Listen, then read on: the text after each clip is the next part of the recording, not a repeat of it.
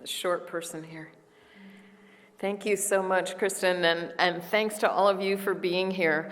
One of the things that I love about this exhibition is that it made me think about things that we think about now. You know, this is a show about art that was made over 100 years ago, but the issues that it shows are things that we think about every day as we get dressed and put on our favorite pink dress, our power dress.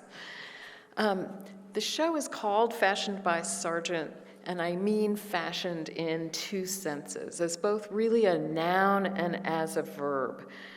There's a lot of fashion in the show. There's a lot of discussion about different kinds of dresses and fashionability.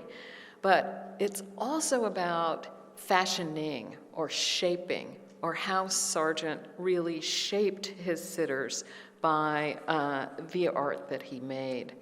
The lobby area looks like a theatrical curtain going up, and that's on purpose, because I really feel that portraiture is a performance. And Sargent, who you see here, paintbrush in his mouth, was, in fact, the director of these very public performances. I would just remind you that most of Sargent's portraits had a public life. They were exhibited in Paris at the Salon or in London at the Royal Academy, and they had a moment when they came out on stage and people interacted with them. Sargent's day was a time of great change. He lived from 1856 to 1925. In fashion terms, that's from the age of the hoop skirt to the age of the flapper, which is an unbelievable shift in women's fashion. It's an unbelievable shift in lots of ways, among them changes in industry over the course of the late 19th century. Printing was one of those industries that was affected. The ability to include pictures, the ability to include color pictures, the speed with which these journals were printed and disseminated. So it made fashion faster because you could see things that were brand new in a very short amount of time. Industry also brought changes to fashion itself, as you can see in the mauve dress that the woman on the left-hand side of the lineup of women in the image on the right, she's wearing next to the polka dot lady. The chemical dye industry in the late 19th century gave fashion designers a whole new palette. Before, you would only have the colors that could be derived from natural materials, from the earth, from ochres, or from plant material. But by mixing chemicals together, most notably first with the color mauve, which the purple lady is wearing, chemical mixtures gave brilliant new colors: chrome yellow, arsenic green, and mauvine, which you see on the left. We also see during this period the development of couture as we know it. In former times, you might have had a seamstress who would help you make a bespoke dress based on somebody else's dress or on something that you had seen described in the newspaper or in a magazine. But now we start to see the rise of fashion houses, most notably in Paris, where the House of Worth was one of the most prominent. And I'm showing you here a Worth gown on the left that's included in the exhibition. You see Charles Worth at the center taking on the persona of an artist with his beret and his big cravat. He said that fashion design was the equivalent of painting in terms of its artistry. And the Worth label that you see at center was highly valued indeed. I also want to point out that fashion wasn't just to wear, it was also to look at. And you see a cartoon on the right from a 19th century newspaper where these two extremely fashionably dressed ladies are looking at art at an exhibition. They are there to be seen, but they are also looking at the art and they're saying, gee, I think that's a Worth dress. It doesn't really matter who the person is or what they're looking at. They're looking at what people are wearing, just as people are looking at them. So this is one of Sargent's portraits of a Boston woman named Sarah Choate Sears, who lived in a very nice house that's still there at 12 Arlington Street. And these are two of Sarah Sears's Worth gowns. A evening gown from the 1890s, you can tell by those giant puffed sleeves, and a walking dress from 1877 on the right. The one in the center is made of this brilliant yellowy green damask, and the one on the right is made of sapphire blue velvet. Clothes were important to women of this social class. And Edith Wharton, who was one of the great novelists of the age, who navigated fashion herself as a woman of this period, wrote in her novel, The Age of Innocence, that clothes could be a woman's social armor, that wearing the right thing to the right event at the right time of day for the right occasion gave people confidence. It was their defense against an unknown social situation, or maybe it marked their defiance of it. You could dress up, you could dress down, you could dress just right. It was a choice to be made depending on how you wanted to be seen, talked about, perceived. Clothes also carry a whole lot of sentimental value.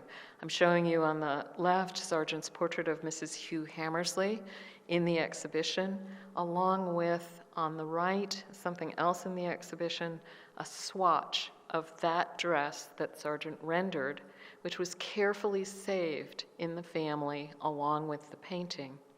The little note that you see on black bordered mourning paper says, "This is the swatch of the dress my beloved sister wore when she sat to John Sargent." We keep things. Clothes hold meaning. We know what we wore them to. We might save our wedding dress. We might save our favorite t-shirt from some music concert that especially marked a moment of passage. So the clothes hold both memories for us and also the sentiment of meaning for future generations. These dresses were saved. Well, if the clothes have so much meaning, what does it mean when an artist tells you to wear something else? So Mrs. Fisk Warren, who you see here on the left in Sargent's glorious portrait of her, came to Sargent to have her portrait painted in 1903, and she wanted to wear a green dress. It was her favorite green dress. Maybe it was the dress that made her feel good in the morning. But Sargent, who was painting this portrait in the Gothic room at the Gardner Museum, and it's one of the few portraits by Sargent where the sittings were recorded in photography. And I'm showing you one of those at the center. And on the right, two views of the Gothic room, the one at lower right when we lent Mrs. Fisk Warren back to the Gardner so that we could reunite her with her setting. What happens when the artist says, "No, you can't wear green, because I'm going to paint you in this room that's just full of gold and red and brown, and you have honey gold hair, and I don't want you to wear green. I want you to wear something lighter and pinker." And Mrs. Fisk Warren borrowed a dress from her sister-in-law, which didn't fit. And her daughter Rachel is sort of draped in pink fabric. It doesn't even look like a dress. Sargent imagined it into a dress. And he made a portrait that is more than a likeness. It was, in the words of one critic who saw it when it was exhibited in 1903, an heirloom to pass down. Sargent always thinking about the picture, about picture making. It was so much more than just a representation of the person in front of him. Sometimes he changed things. This is his portrait of Louise Inches, another Bostonian, wearing a very lovely low-cut evening gown. We have the gown in the collection, and you can see that it has bows on both sleeves, but Sargent only painted one, always preferring asymmetry to make a more interesting picture. Or here, in his portrait on the right of Lady Aline Sassoon, who's wearing a black opera cloak about 10 years out of date from the time the portrait was made in 1906. We have the garment in the exhibition. You can see it here at the left. It's a black opera cloak made out of black silk taffeta. And at the center, you can see how taffeta catches the light in different ways. It's a very changeable fabric. And Sargent loved to paint black on black. And so the way that black garment works was an artistic challenge for him. You can also see that when you wear that opera cloak, it hangs straight down, and you only get little glimpses of the pink at the openings along the front edge and inside the sleeves. When Sargent painted Lady Sassoon, he opened that cloak and he pulled it a little bit off her shoulders, and he pulled it across her body and probably pinned it and turned the lapel out. So you get this great swoop of brilliant pink that links together her head and her hands, the most distinguished part, the most important parts of a portrait. So he's taking charge of her clothes. Sargent always has one eye on the past, and I'm showing you here his portrait of Mrs. Davis at the far left and his portrait of Lady Agnew on the far right. And at the center, two of the kinds of old master paintings that he admired and loved and learned from. At the left in the center, Frans Hals, another master of painting black on black with highlights of white. And we know that Sargent went to Holland to study Hals's work. Or at the right center, a work by Henry Raeburn, a great British portraitist of the 18th century, who made beautiful, sensuous, half-length portraits of women. And it's hard to think that Sargent didn't have them in mind when he painted Lady Agnew in her purple sash at far right. At the same time he's looking at the past, you'd never think that these were copies of old master paintings. They're very modern in their own way. And we can see that when we compare Sargent's work with works of other contemporary painters. On the left, Sargent's portrait of Edward Pirot, and just next to it, a painting by a French artist of the same period of a distinguished man in a black frock coat in front of a plain background. How modern Sargent's looks in comparison. Or on the right, his view of Mrs. Subercaseaux, the wife of a Chilean diplomat posted to Paris, turning around, about to speak with us, just turning away from the piano for a moment. How different she looks from the work of Carolus Duran, who had actually been Sargent's teacher, but his Mrs. Astor in black against a brown background seems so staid and immobile compared to Sargent's work. Sargent was also interested in types, and when he paints Edward Pirot, who was a French playwright, he has in mind the image of the sort of classic Paris bohemian. And I'm showing you a Paris bohemian on the right, a little sketch by an American artist. But look at Pirot. He's wearing a workman's jacket, not a suit coat. He's slouching. His shirt isn't a shirt with a collar that you would wear a tie with. It's a drawstring collar with embroidery at the neck and at the sleeve. He's holding a dog-eared pamphlet and sort of acting out the role of the bohemian, not the distinguished man of business, but a man of the arts. Or the quintessential Parisienne, seen here in his amazing portrait of Madame Gautreau, a portrait that was highly criticized for its appearance, for its stark beauty, for the way Madame Gautreau used fashion as power to rise in society.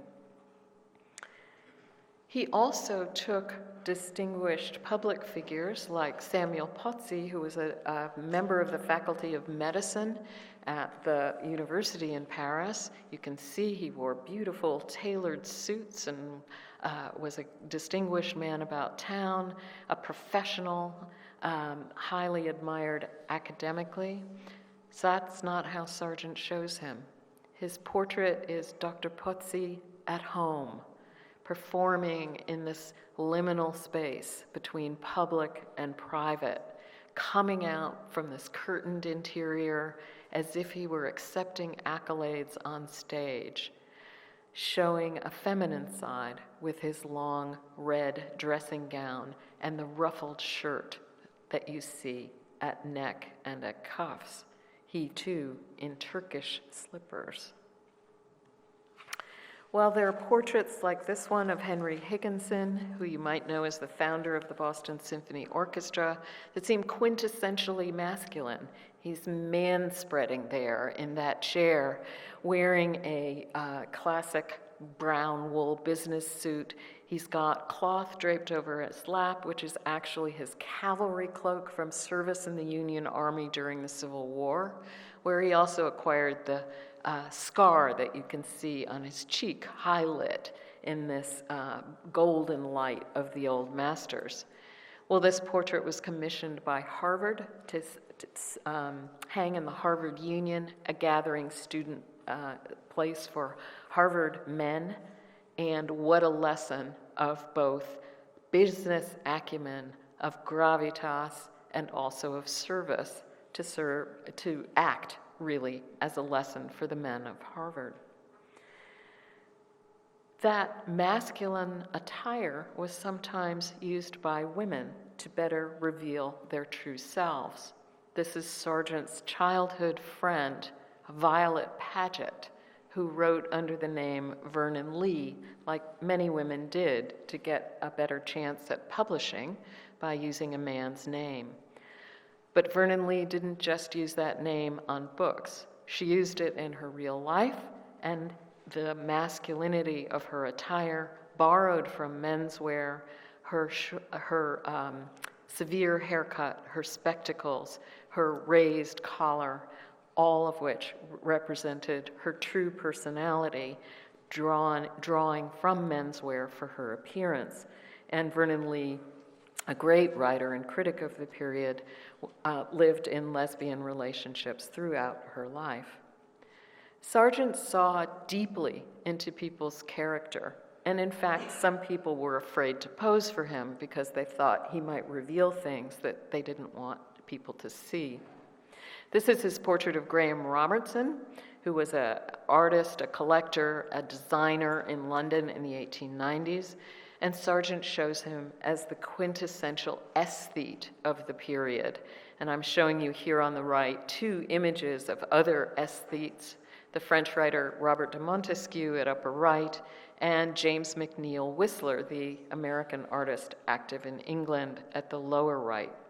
Sargent took Robertson, posed him in a wool overcoat, even though it was August, and wrapped it around and around him to the point that Robertson complained about it, and Sargent said, "The coat is the picture.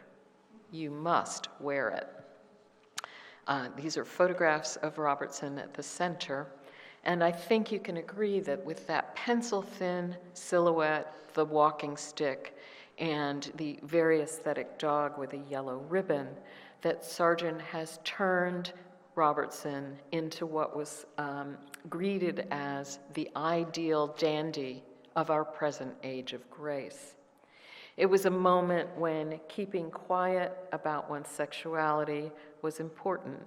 This painting was exhibited the same year that Oscar Wilde was convicted on charges of gross indecency.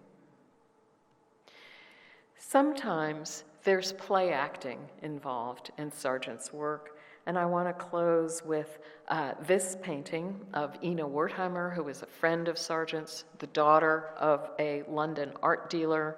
And you can see the excitement and gusto that Sargent shows her in.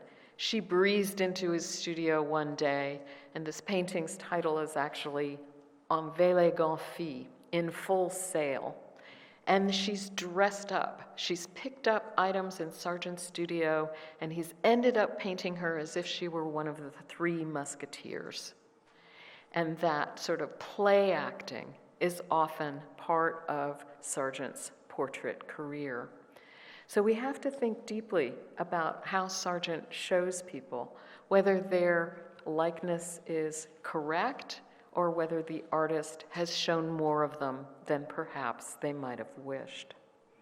Food for thought as we talk about portraiture and performance, and I would now like to welcome Oompa to the stage.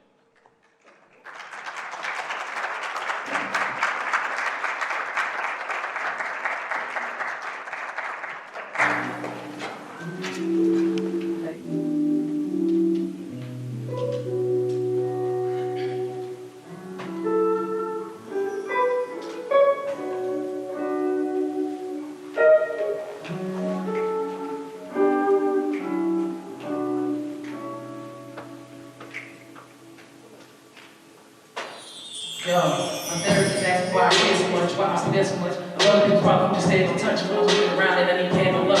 Ask me if my bills damn hold up, Julianne. I just seen your chick cause my girl said that I can't move up. Therapy's how I tell you that I am for love, but that don't mean that you can do like a terrible brother. I think you got a point, they can kinda know it. Now I gotta cry about the wires and hydraulic devices in my life that never ever seem to really go for the boys like this. Niggas, cigarettes, weed, spending all my little checks on frivolous things like, do I need that? Can I use that? I'ma keep that. No, really, eventually. Y'all, I'm gonna be addicted to love too. I found another one through. And I can't stop saying yes to anything. Attention to the beast, that was anything to hear. I love you. I think that's it. I watch me. Ashley said, like, what you think? I've been trying to tell you for this last whole hour, you little shit. And I said, I just wanna be loved. I wanna be loved like you. I wanna be loved. I wanna be loved like you. I wanna be loved. I wanna be loved by you. I wanna be loved. I wanna be loved by you. Then I said, Lord, forgive me for this bottle. I know I told you I would quit. Man, I know I told you I would quit like too, but it's poison making me forget all those promises that was bottomless. If I swim a little bit farther, it's probably all the kids without fathers here. Yes, I'ma be taking that dip. When we was out moving them zips, little chicks went around hitting lips. Still couldn't make it that bottom of barrels. I'm out now, it's making me sick. And I don't really fuck with college or Christopher profits for all intents and purposes. But what if Jane was out of them sticks? What if I check the wrong hip? There is a wrong place, the wrong type of niggas. The way is the right one to go to repent. To go figure out what your heaven has still to do. And not get stuck having sick before the gaskets, before the poison, before the gallows, before the horses. White nights and white flight jacket courses. Drunk nights and night fights, crashing courses, y'all. I know my anxiety's peaking. And spirals so broadly. Just don't make me out to be one of your drunken mistakes. Gotta know what I'm thinking. And you turn that water to wine. You took the edge off of being the close of my fine. Me and tequila just trying to be your image is how you make mine. So I just wanna be loved. I wanna be loved like you. I wanna be loved. I wanna be loved like you. I wanna be loved. I wanna be loved by you. I wanna be loved. I wanna be loved by you. I just wanna be someone you lean on, but I don't pick up the phone, I let it ring on. I just wanna be someone you trust in. Can I get a minute on my fighting, I'm a forcing. I just wanna be stable, but I fall into my knees, I am not willing, I'm not able. I just wanna be divine, but I can't make all my soul on my own. I wanna be loved, I wanna be loved. I just wanna be loved, I just wanna be loved. I just wanna be loved, I just wanna be loved. I just wanna be loved, I just wanna be loved. I just wanna be loved, I just wanna be loved.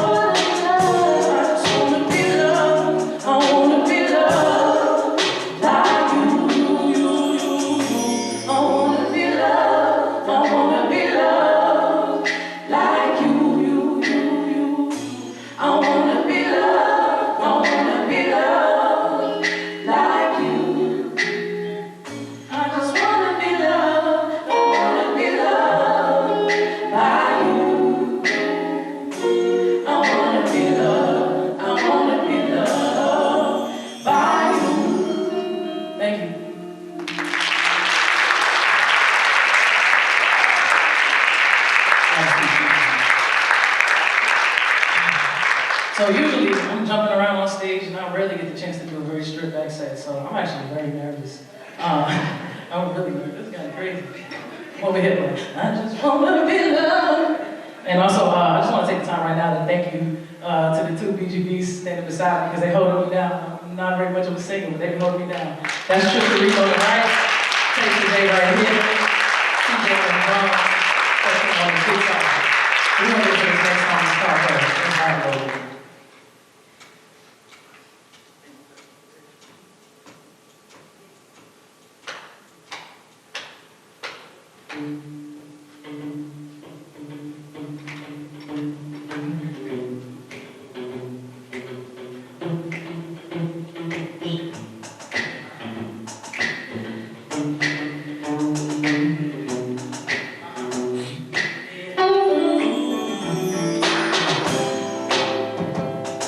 Top down, let's just take a scenic route. Yeah, yeah, yeah, yeah. You like nature, let's jump in the cloud. We're coming down, yeah. We got a long, wide road, and leaving is all I know. And don't speed through the night, ride slow, eyes closed. The signs are slow for miles to go, and go, and go, and go, and go, and go, and go, and go, and go, and go, and go, and go, and go, and go, and go. Everything you do, we make the heart slow. Whichever way you go, when the night goes. Everything you do is what I slow. So I'm digging on you, and how you be digging in my back, like you looking for a feeling. You feel it in your grasp every time I try to touch you. You come with it, I relax. Need me another hit above 50, I'm hitting gas for. She said it's yours, I don't even have to ask for. One girl said you don't even need no passport, so we can take a flight if you ain't afraid of heights. Where we going on tonight? Don't need no border pass, shorty. Don't know if I'm swimming, don't know if I'm running. All I know is that I'm thinking it. Ocean is all around me. Tell me that she love me, girl. I know it's something bigger. The cameras is something bigger. We see it in the bigger picture. I don't know what to do. No, she want me gone, but that so good. I'm forgetting that as long as it worth it. Ha ha ha. I know it ain't worth it, but I go. Confession, I'm restless. I guess it's a blessing. Making it while you sleep. I never mind slowing down, but the way that I'm living now is in motion. Keep my options open. Yeah. And go, and go, and go, and go, and go, and go, and go, and go, and go, and go, and go, and go, and go, and go. Everything I'm doing, make it time slow. Whichever way you go, the way that I go. Everything I do is what I eyes closed. Frankly, more from the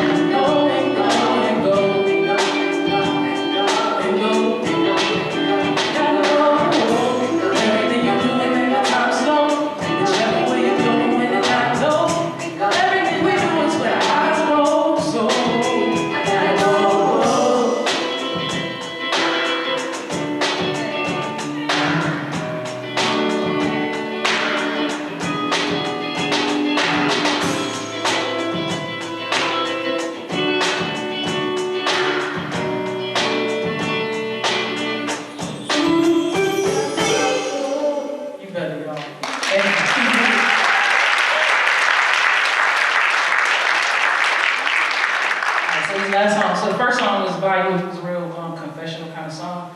I was writing it because I was in a very vulnerable place. I was in therapy, and at first I was in therapy because my ex-girlfriend, I was like, fine, I'll grow up, right? And then while I was in there, I was like, yo, this is intense. Like, lady, you really know who I am. And then I learned a lot about myself.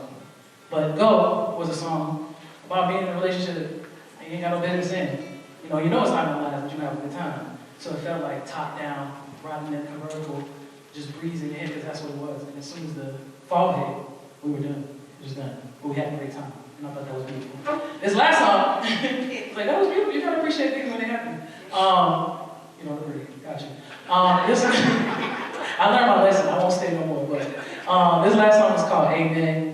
You can't have the ugly without the beautiful. Songs about gratitude for all the ugly things that I got through that were beautiful because they made me who I am. So here's the last song. Again, thank you so much. My name is Oompa. It's time to be on the We're beautiful artists. Thank you.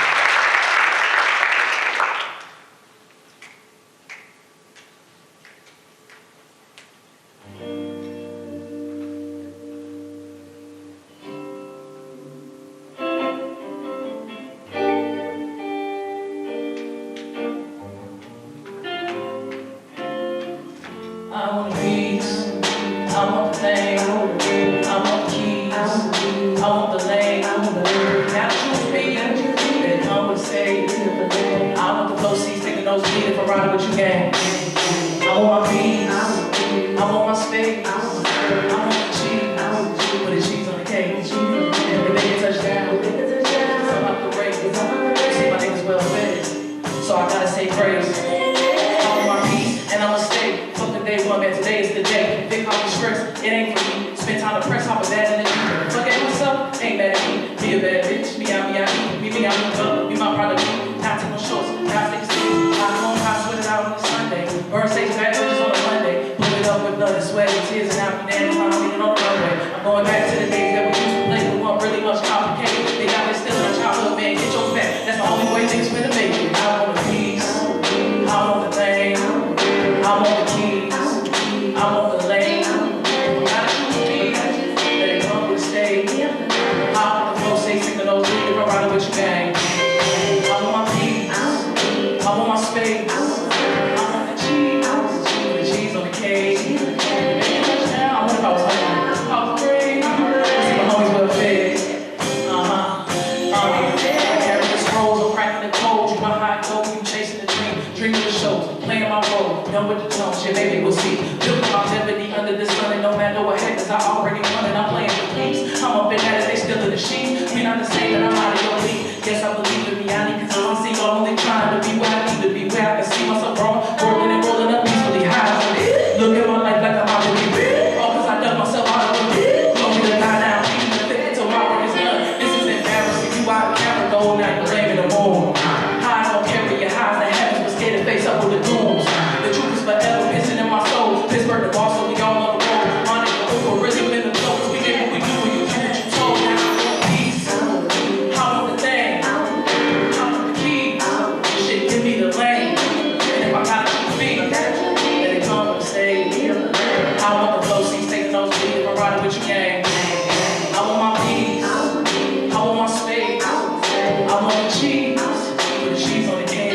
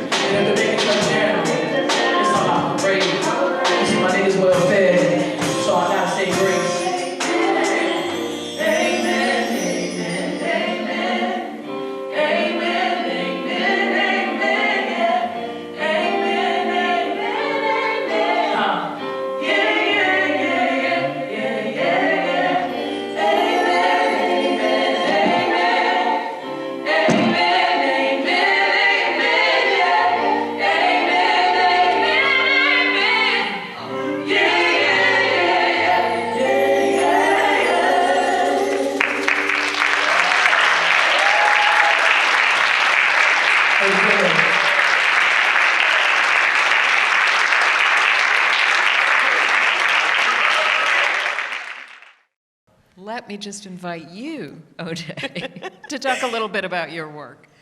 Okay. Hi, y'all. I'm OJ Slaughter. I've been making art in Boston for about 11 years. Initially, it started as a way for me to gain access into events that I couldn't afford to go to.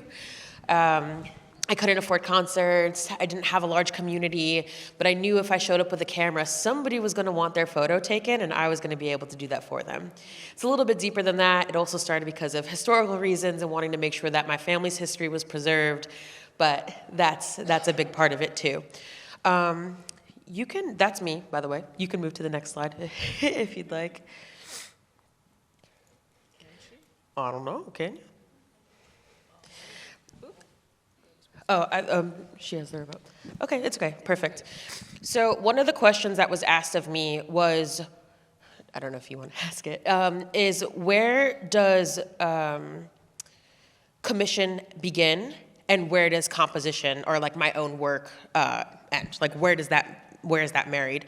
So right here you can see Hilary Hahn, who is the world's most streamed violinist. My best friend, my assistant, and my co-shooter, who's actually in the audience, JR, helped me light this image. And then to our right, or your left, is Ayanna Presley, who, if you're from Massachusetts, I'm sure you know who she is, but she tasked us with rebranding her image. When it comes to images like this, whether it's a musician, whether it's a politician, there's still questions that I ask everybody, which is, and goes from, somebody's grandma to somebody as large or if not larger than them. Who do you want to be in these images? How do you want people to remember you in 40, 60, 80 years from now when you're no longer on this earth? And what are the senses that you want related to this image? And I always ask these questions before the actual photo shoot. So I'll sit down and I'll have this conversation with somebody. And if it means they want people to look at their images and see lavender or smell lavender, then sometimes I bring in a lavender candle.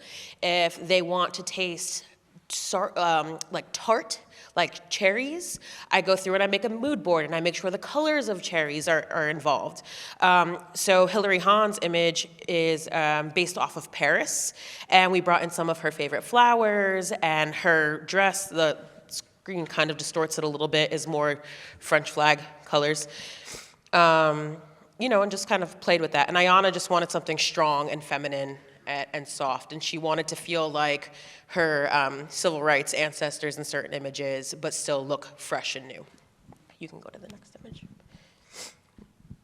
So these are my kids, and by kids, I mean I worked with a group of, this isn't all of them, with 18 to 20-year-olds over the summer who were misplaced because they're trans, because they're queer, because basically either their parents weren't interested in them anymore, or the states where they were from kicked them out. Somebody please let me know if I'm over-talking my time, by the way. Good? Okay. So one of my tasks while at the house was to be a mentor and to help them shape what their future lives were going to look like in a stable and loving environment. It was the greatest honor of my life. I don't think I will ever make a piece of art that means more to me than this specific interaction with these young people. So one of the first things we did was I asked them those questions. Who do you want to be? How do you want to be remembered? What do you want to wear, right? How is what you wear your armor, which is something that I said even before we sat down and we did the walkthrough of the exhibit.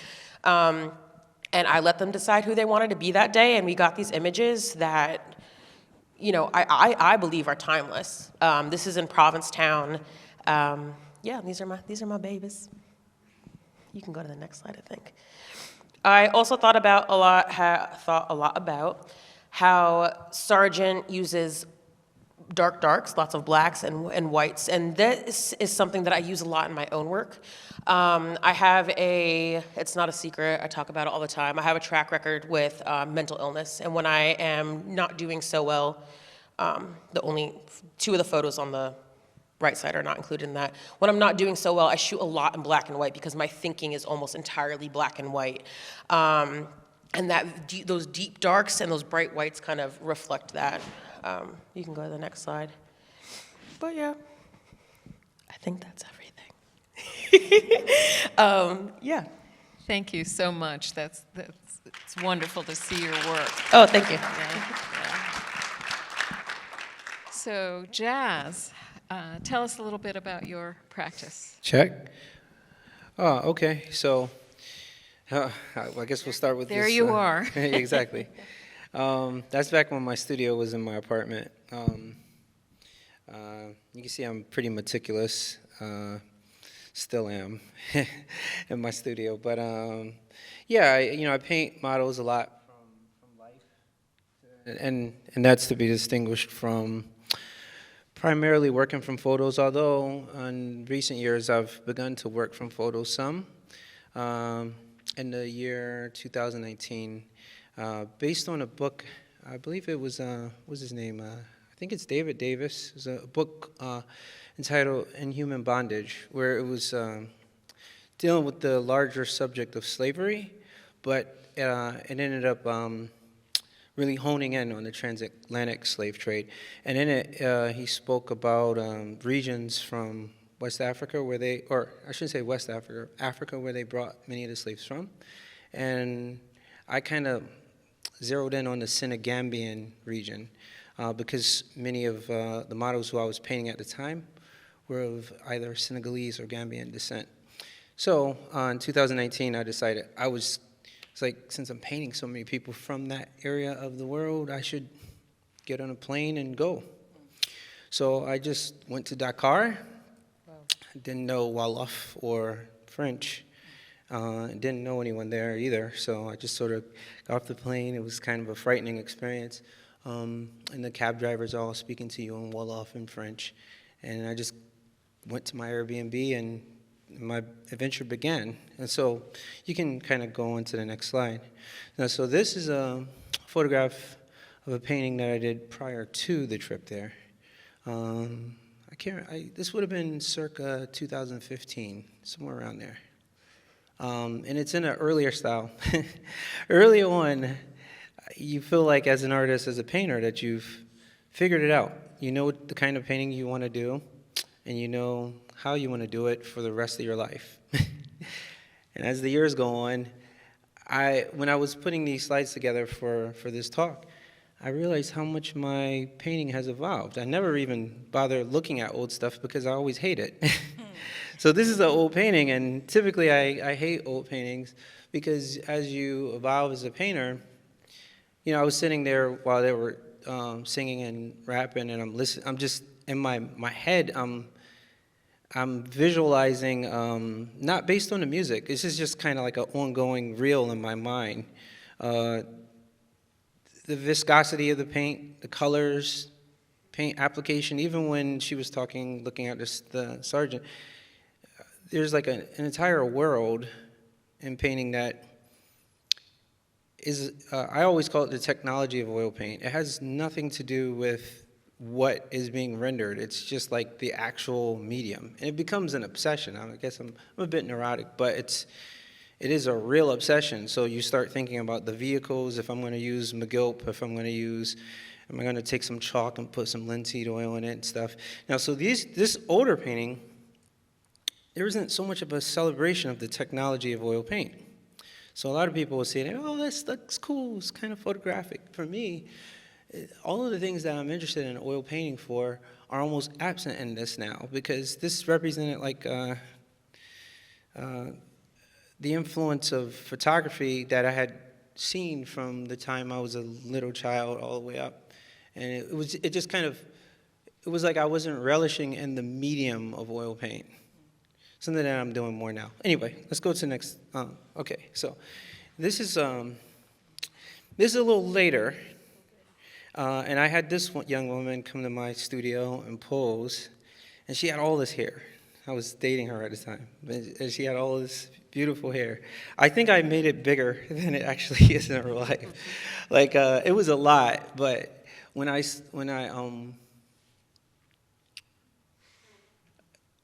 you can see the paint is starting to become more prominent in this painting. I don't care if it is smooth as much. I just want, I'm after that technological kind of thing with the oil paint. I want people to feel the medium of the paint. When they look at it, I want them to, I used to tell students that it's almost like the lens flare in cinematography. You know how, like, if you're watching,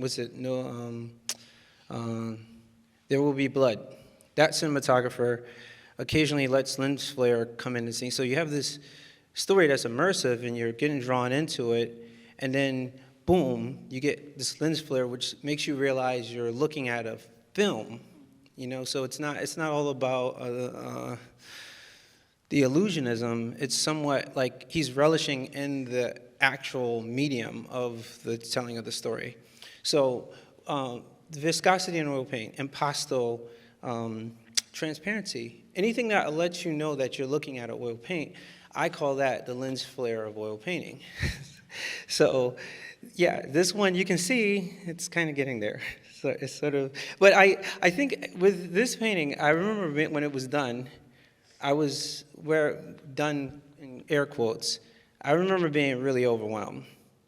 Because sometimes you make a painting, and after you do it, you feel like, did I do this?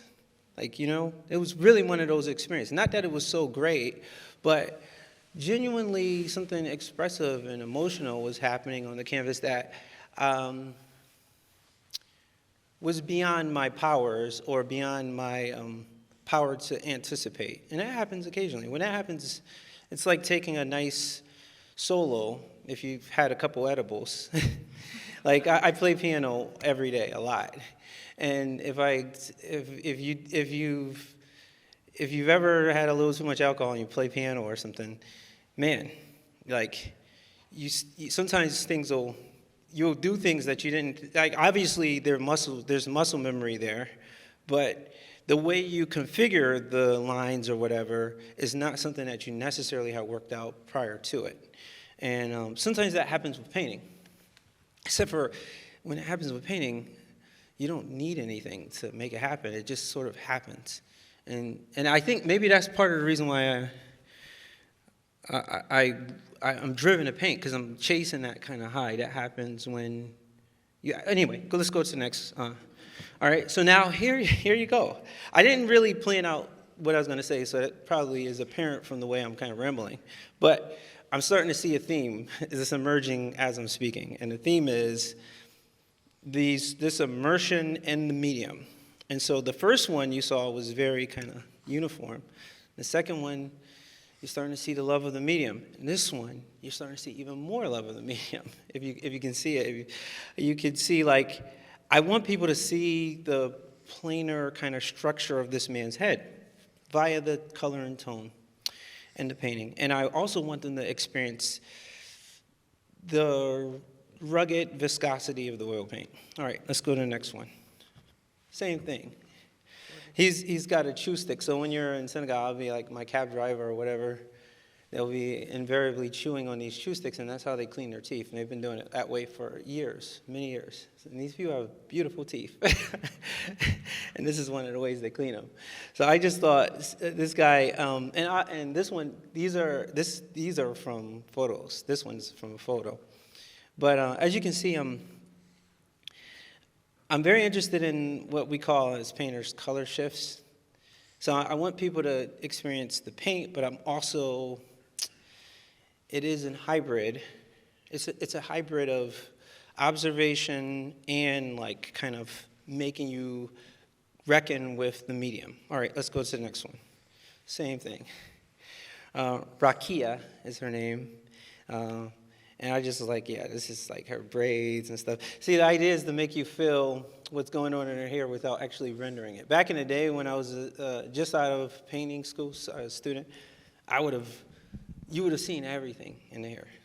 Now I'm just like, let me just put enough in there to fool you into thinking I put it all in there. All right, let's go to the next one. Same thing.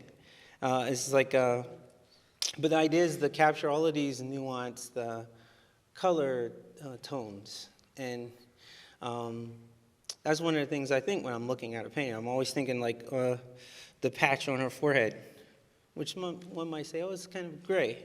Well, when I'm looking at it, I'm looking at like a earth red, which would be like a sienna or something. I'd probably pull a little madder lake, which is like it's like a crimson-y color, like a deep one. Pull that in there, little yellow ochre.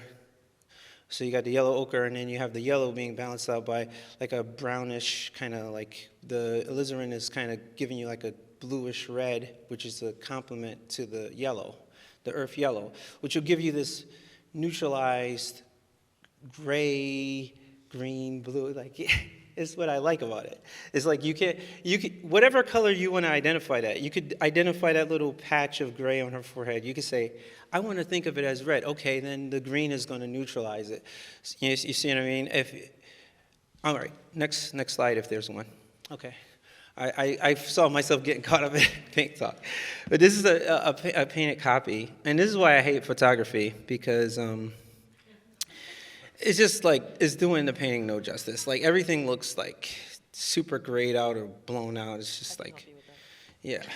I just really can't, Oh, and when I say I didn't mean I hate what you. I just meant photographing your painting. Yeah. Okay. I didn't even really think about how that said. Oh gosh. But no, when as a tool for painting, I'm always like, people are like, I have my models. I've been trying to paint this hijabi for. 2.5 months, and she'll give me a week. She'll give me like a day of posing, and then she'll be like, all right, I want to go down to some protests, and it's like, why are you tolerating this? Why don't you just take a photo? Well, it's because of this. What you're looking at isn't what I painted. It's there's these colors and tones and stuff that. But anyway.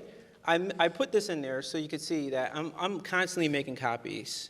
In the book I wrote on master copying, I said that you should commit yourself to doing an unreasonable amount of copies. And in doing so, in this assiduity, you will find yourself gaining great skill. And it's like, transcribing a solo from Charlie Parker or, Warren Marsh or somebody. You do it sort of by rote, and then eventually you internalize the devices, the linear devices that this other person was using, and you actually regurgitate it in a way that's quite original. That's why you want to copy a lot of different kinds of guys.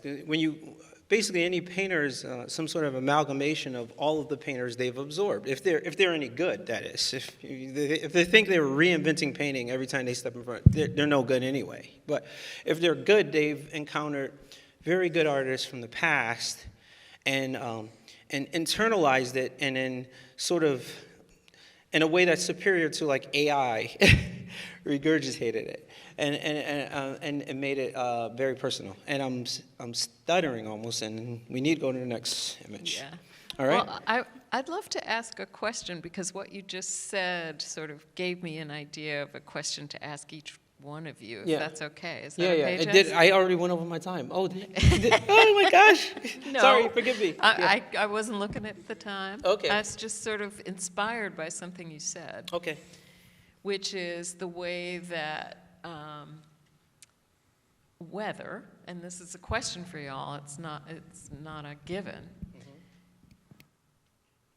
And I'd start with Oompa and work my way down the line, but does art of the past give you food to make your own original art?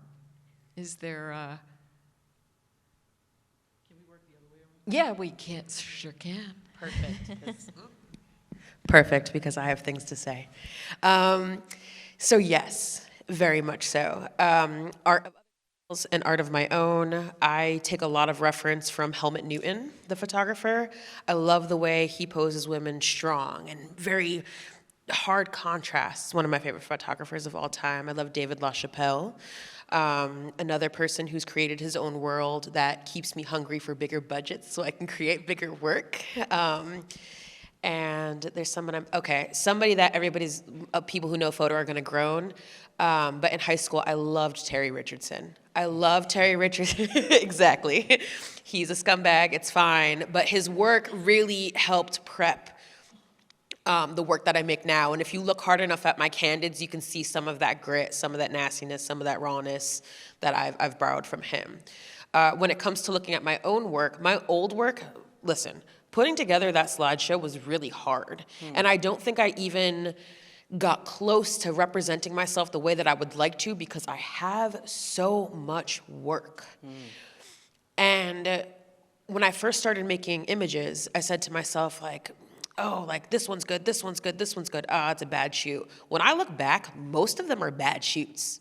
You know, like most of those first shoots were really not that good. And now it's like, okay, if I get 5 great shoots a year, I'm happy. I'm happy because that means that I'm working towards what I really want, which is, you know, timeless excellence, really, more than anything else. So yeah, I think that the past definitely informs my art, especially when it comes to the historical portion of it, right? Like when I look at old work, I understand that that's history, like, and I want my work to also become part of our future history. Deserves to be. Thank you.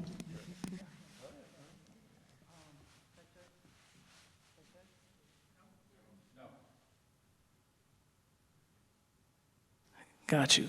All right. I was thinking about it because, like, the answer is absolutely. I think the rappers of the past made me who I am.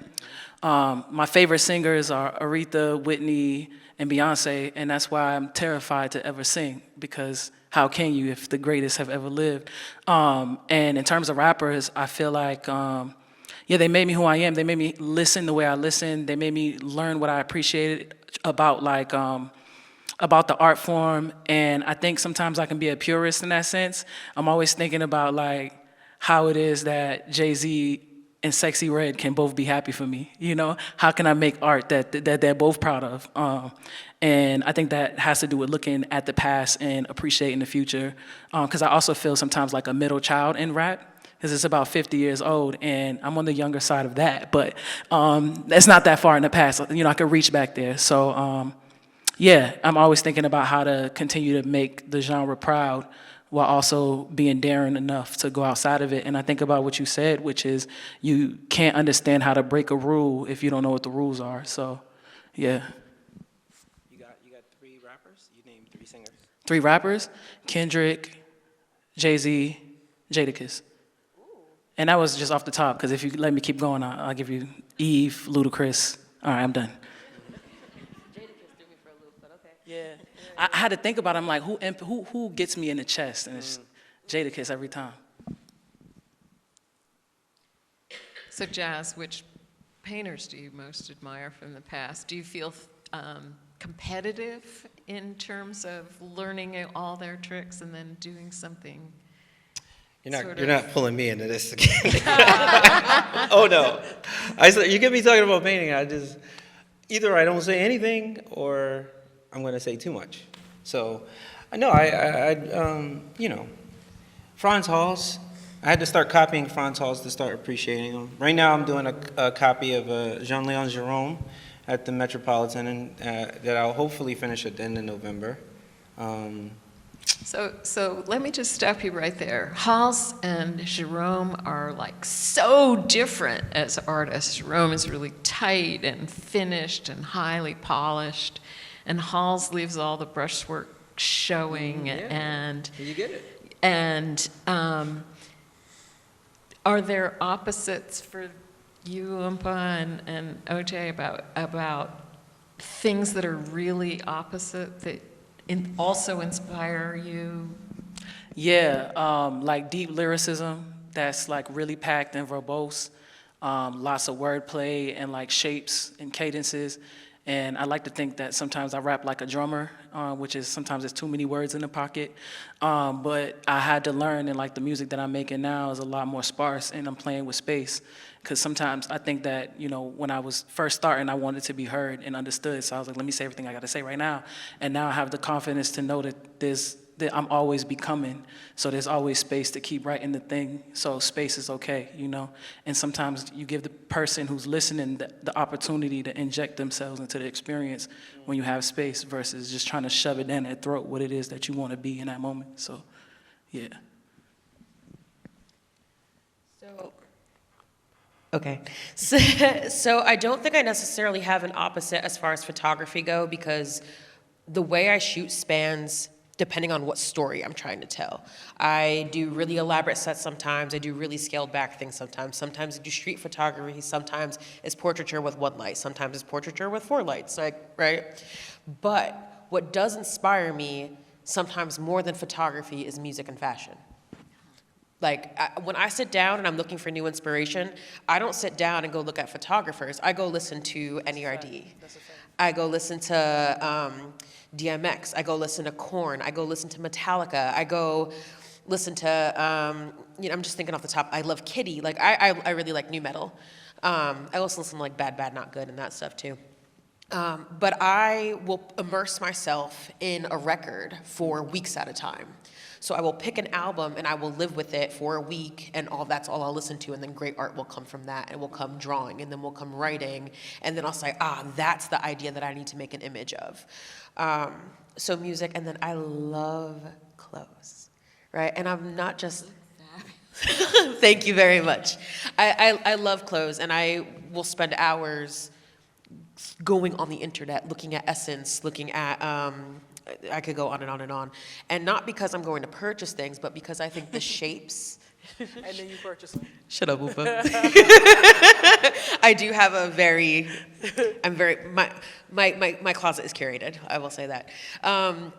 But looking at the shapes of Issey Miyake and the pierced fabric of Dior, actually one of my favorite designers is in the room. She made this for me, Amelia. Get your customs from her, who also kind of shares that with me, where we'll go through and we'll just send each other amazing things. Simone Rocha, JPG, I could go on and on. But yes, music and fashion are where I go before I even start to look at photography. So pushed this the wrong way. You have a partner who helps inspire you. You send things back and forth. Jas, do you have a foil in that way, or does it come from inside you? I guess this will be pretty terse, but I think pretty early on as a painter, I learned that if you make inspiration a part of the equation, you might not do any work. Facts. So I just make sure I'm working. So I every day, this before I even was making any money as a painter, I said, I'm not going to let anything be an excuse to not do something. And copying is a beautiful way to work, even if you don't have inspiration. You can still be working on your craft. Mm-hmm. So there you go.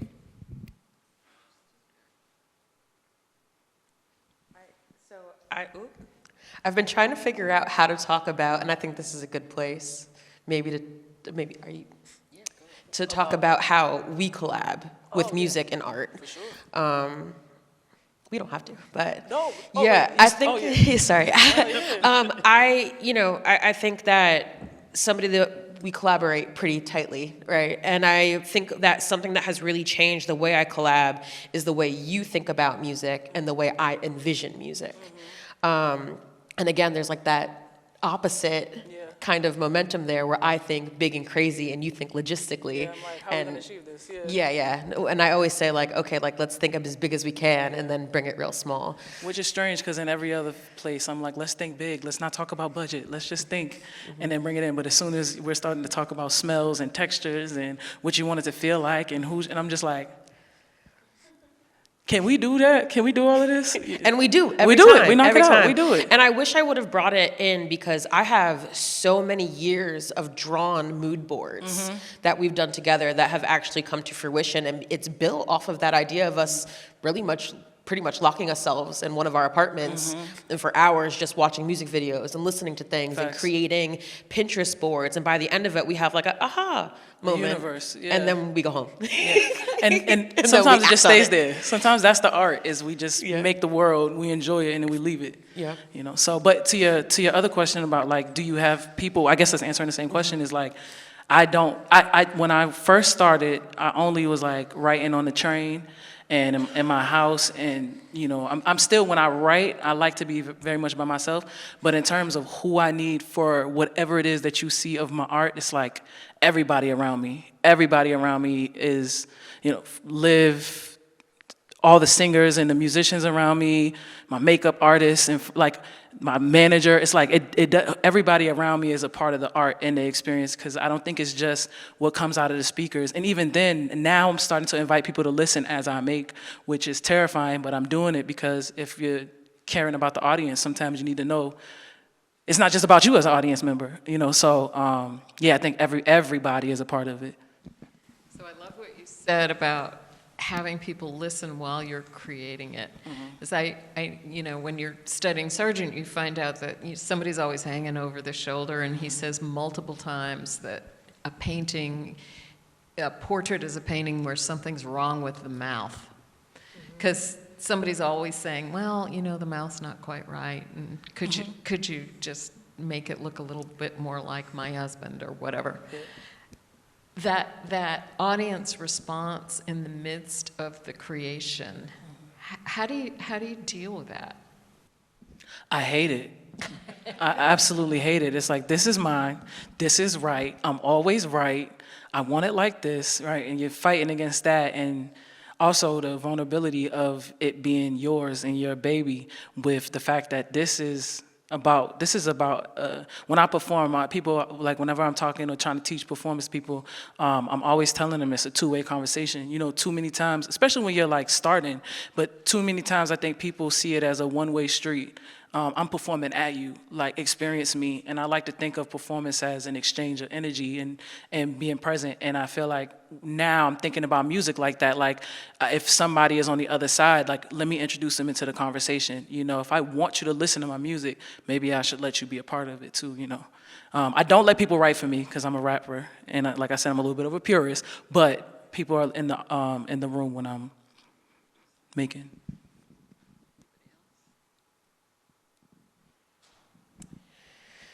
I had to think really hard before I decided to answer this question, because in my heart, I want to say that I love being told no.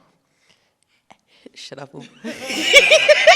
And that's exactly why I didn't say it, because I love being told no, but not in a positive way. And what I mean by that is if somebody tells me no, they don't like something, there's like a fire that gets lit behind my head that's like, F you, I'm gonna make the next thing the best thing I've ever made. And there's a step up there. But I think that people telling me no, people telling me they don't like my work, usually just makes me better. So I get pissed off, but in the long run, I'm like, hell yeah, you don't like my shit. That means I'm doing something right. Because if it was for everybody, then would it really be good work? No, I don't think so. I basically tell my models to not look at the canvas until I'm done with the session, and sometimes that's if I let them see it after the session, because I'm you know, perennially criticizing myself. So I kind of, you know, last thing I mean at the museum when I'm doing this copy, it's basically public. It's almost like a performance art, you know, because people are always walking around and trying to talk to you. And, you know, there will invariably be the person who comes and says, hey, you know, there's a strand of hair there that you did. It's like, I'm working on this painting for 2 months, you know what I mean? Yeah, you don't want feedback, particularly when you're building your painting in layers and so forth. This is specific to this genre, you know, you just kind of don't want too much premature. A lot of times the feedback is premature, you know? If you don't understand the process, it's kind of hard to critique it while it's in process. I want to ask if anybody in the audience has a question that they want to pose to our wonderful speakers. I can't see very well, so. Oh, the lights are up. No questions? This is your chance to talk to people who actually make art. There's somebody right there. In the middle. With a mic microphone. is coming to you. Hello, guys. My name is Cash. A question for all of you guys as artists. What, in like your space of creation, what type of art do you collect that's not the art that you make? Like outside of music or like paintings or photos, what do you kind of decorate your space with that inspires you that's not your like the same style of art that you make. Does that make sense? I buy African sculpture. So I have that stuff hanging up in textiles in my studio, and yeah, textiles of and rugs. I'm into like Persian rugs, Afghans, that kind of thing. I keep telling my people I need new hobbies and new things to like, because it's really a lot of what I collect, I would say, is music and some photography. People gift that to me a lot, which I appreciate. But the other thing is like clothes, like kind of like a hoarder in that way. But I think it comes from the fact that I couldn't afford clothes when I was young. So now I'm just like, everything I want, I'm like, keep it in the closet. It'll come back next summer. It'll be, so I think that, does that count?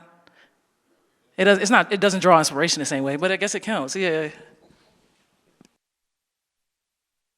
Sorry, I didn't mean to. So I think something that people don't expect me to collect that I do is because, okay, so like I look like this most of the time. I wear a lot of black, whatever. But if you walk into my house looks like a kindergarten. It's like a bright orange sectional, and I have blue floors, and I have stuffed animals, and I have ceramic fruit and strawberries everywhere. And the reason why is that I feel like your house should be your safe space. So I wear black as armor. When I leave the house, I'm like, okay, you can only look at my face if I have black on, if I have layer texture on. But when you go to my house, you can all of a sudden like see that open up and see more of my personality. So I would say a lot of fruit, a lot of different types of fruit. I have big wood paintings of fruit that are from a Celtics commercial. So yeah, fruit and clothes. So many clothes. I love vintage jackets. I love stuff that's made for me. I have way too many shoes, but Oh my God, shoes, sorry. Shoes. But I think the interesting thing is it's not just like I'm obsessed with like material things. It's like, one, it's what you're saying. It's healing. I think it's healing a part of me that wasn't able to afford clothes in my size when I was a kid, for sure. That's part of it. But two, it's not like I look at these clothes and I'm like, every time I pick something up to give it away or like, do whatever with it, I'm like, oh, I love this. I love this, and it brings me joy. Yeah. So it's so much more than just a piece of clothing. It's really an extension of who I am, and I love the idea of waking up every day and being able to play dress up to be whoever I feel like I need in my life. So, yeah. We have time for one more quick question.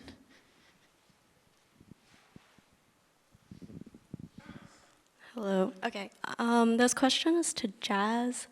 I'm looking at your painting here, and I was wondering, since we were talking earlier about Sargent kind of changing his model's wardrobe and kind of draping and clipping things, wondering if in this photo, did you choose all these outfits? Where did this scene come from? All right. I'm trying to calibrate this to be exactly like a 2-minute answer or less. All right. So I threw myself in Dakar in Senegal, and I met people, and now I have friends there. And one of my friends there invited me to a confirmation party. So the little boy was being confirmed, and they have like this celebrate. There's a Muslim majority in Senegal, extreme majority. It's like in the 90% something, and Christian minority, but they live together in relative harmony. So this is a rare kind of event. I had to kind of travel to it, and there's just a bunch of people there, and I was like, oh, wow. So I'm thinking, like, this might be a painting. So what you're seeing is essentially a pastiche version of what I was experiencing there. So I kind of tried to organize it in a way where it made, to me, some visual sense. So I put this guy in this like really bright blue, cobalt blue shirt, which in the one place, and then there are so many competing characters for the protagonist. Like he's one, the girl in the dress with the phone, she's one, the little boy who's he's peering out of that little opening. He's another one, and he's actually the protagonist, but you get to choose your own kind of adventure there. That's about it. Oh, yeah. Oh, yeah. Yeah. Yeah, so they would have been in these clothes, but they wouldn't have been. It's not like you're going to see that scene exactly like that. I just went around and snapped this many. I'm glad I opened myself up to using photography to compose things eventually, because it would have been virtually impossible to kind of put this kind of image together without it, you know? Did you take individual photographs and then compose it on canvas, or did you compose it like a sketch with the photographs themselves before you started to paint? Most times I do like a linear perspective drawing. Shout outs to Patrick Connors. He died. He was the guy who taught me how to do linear perspective. It's a whole like Albertian kind of thing. I'm writing a book on linear perspective. Plug. I want to get people into that again. So a lot of times I do the schema for the thing. It's like applied geometry, and then I'll do individual Bozzetti. That is like a study in the same medium as the final piece. So it'll be like little oil studies. Sometimes it's just, I did a study for him that was in an earlier slide or whatever for the little boy.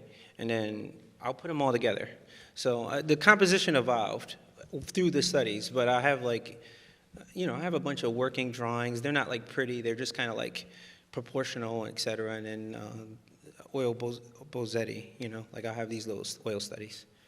That's what the paintings earlier were, those little heads that are on like white canvas. Those are just like me quickly trying to say, is this an interesting subject? Can I immerse myself into this for a couple months later on? And if I can't, then it'll just be in my flat file. So I can't thank our panelists enough for both sharing their work with us, sharing their music with us, and sharing the way that it comes together. Both visually, orally. It's been an amazing experience to talk to all of you and to see how art works. Thank you.